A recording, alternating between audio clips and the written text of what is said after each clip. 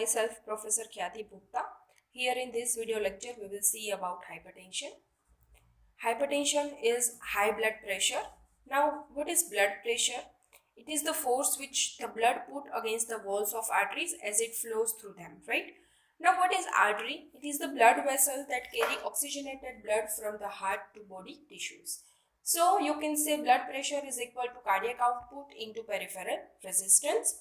Means cardiac output and peripheral resistance are directly proportional to blood pressure.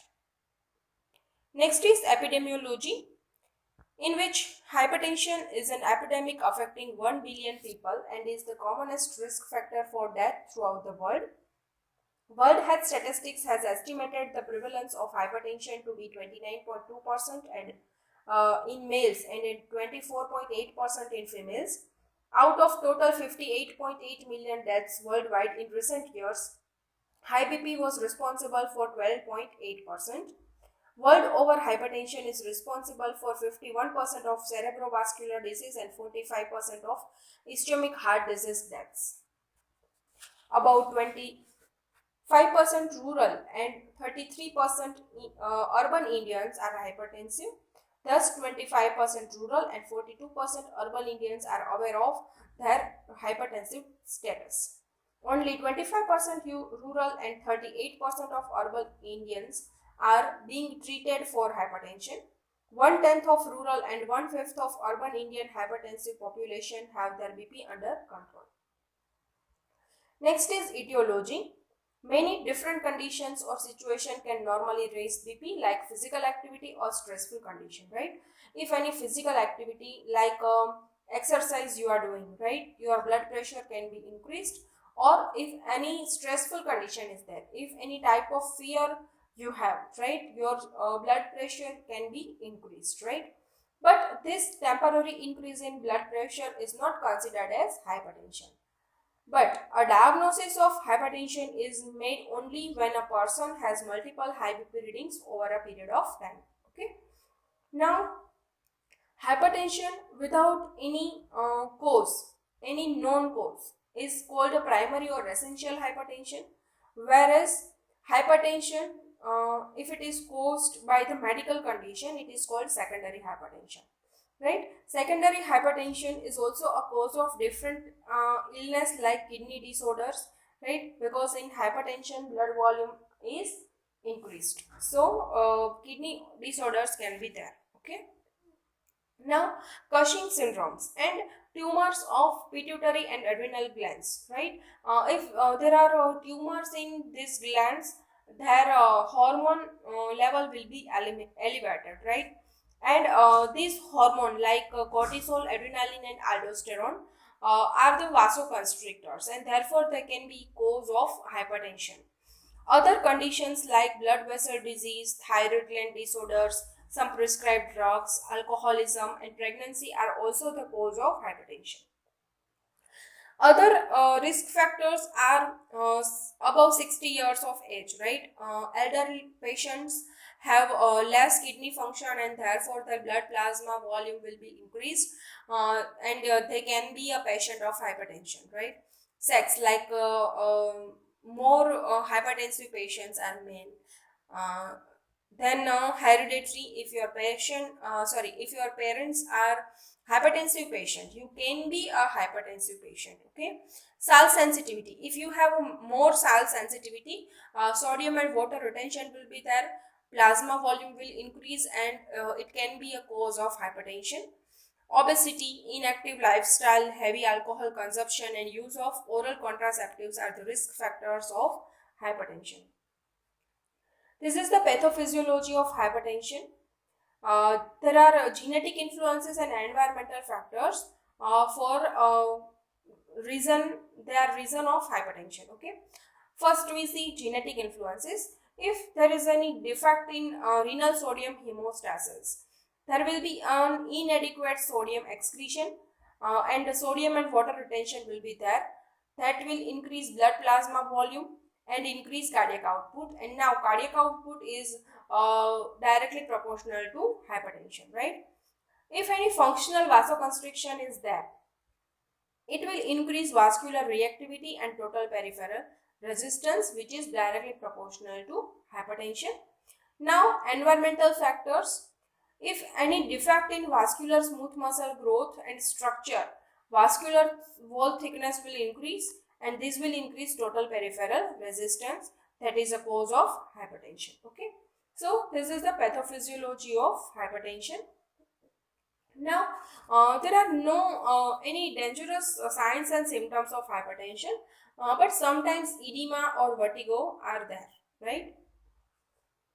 Diagnosis: we all have experience of sphygmomanometer, which is an instrument that is used for measuring blood pressure. Okay, diagnosis of hypertension usually is based on 2 or more readings. Systolic hypertension in elderly is common and is diagnosed when the diastolic pressure is normal or low, but systolic pressure is higher. For example, 170 to 70 mmHg, in which 70 is the diastolic pressure, which is normal because its range is about 70 to 90 mmHg. But systolic blood pressure is higher because its range is 80 to 120 mmHg, right? This condition usually coexists with hardening of arteries. Now, BP measurements are classified in stages according to severity. Normal BP is less than 120 to 80 mmHg. Prehypertension is 120 to 129 and 80 to 89 mmHg. Stage 1 hypertension is 140 to 159 and 90 to 90 mmHg. Stage 2 hypertension is 8 or greater than 160 to 179 and 100 to 109 mmHg. Okay. Next is treatment. Primary hypertension has no need to treatment. Okay, but secondary hypertension, which is actual hypertension, is treated with combinations of medications and lifestyle changes. Treatment of lower BP includes changes in diet, getting regular exercise, and taking antihypertensive drugs.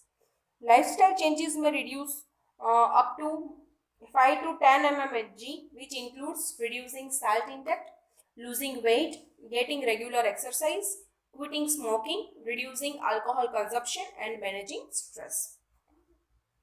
Now, hypertensive persons are advised to take antihypertensive medication. Numerous drugs are available. The choice depends on the stage of hypertension, side effects, and other medical conditions. Okay.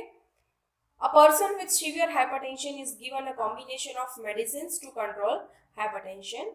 Antihypertensive drugs are classified in many classes. In that, first is diuretics. Diuretics are the drugs that decrease the blood volume by increasing urine proportion, and if blood volume will decrease, cardiac output will decrease and blood pressure will also decrease, right? So diuretics help the kidneys to eliminate excess salt and water from body tissues and blood, and this help in reducing swelling caused by fluid retention in tissues, and the reduction in fluid dilates the wall of arteries and lower the blood pressure. Beta blockers. Beta receptors are located on a heart, okay, and these receptors are responsible for vasoconstriction, right? If we use beta blockers, vasodilation will be there and blood pressure will decrease, okay. Then calcium channel blockers. Now, calcium ions, that are extracellular calcium ions, that will enter into the cell by calcium channels, right? And these extracellular calcium ions will release the stored calcium into the cell, and this increased concentration of calcium ion will stimulate smooth muscle contraction, barabar? So now calcium channel blockers, if we use, they will block calcium channels and entry of the calcium into the artery, muscle, cell walls, and will decrease vasoconstriction. The muscle will be relaxed and lower the BP. Okay. ACE inhibitors means angiotensin converting enzyme inhibitors. This enzyme is responsible for conversion of angiotensin 1 to angiotensin 2. Okay. Now, angiotensin 2 is responsible for vasoconstriction and elevated blood pressure. Okay. If we inhibit this enzyme, angiotensin converting enzyme, okay, then angiotensin 1 cannot be converted into angiotensin 2. Okay, and angiotensin 1 is not responsible for hypertension, but angiotensin 2 is responsible for hypertension, right? So these drugs are useful to reduce blood pressure. Okay, now alpha receptors are also responsible for elevating blood pressure, okay, by vasoconstriction. So if we use alpha blockers, they will dilate arteries and reduce force of contraction in heart. Okay, and these alpha and beta blockers both are useful in decreasing blood pressure. Therefore, their actions will be combined and they will decrease blood pressure. Okay. Now, vasodilators. These drugs act directly on artery walls to relax so that blood can move more easily. They lower blood pressure rapidly and injected in hypertensive emergencies when patients have dangerous high BP. Okay, and next is peripheral acting adrenergic antagonist that will act on nervous system to relax arteries and reduce the force of heart contraction. Okay, thank you.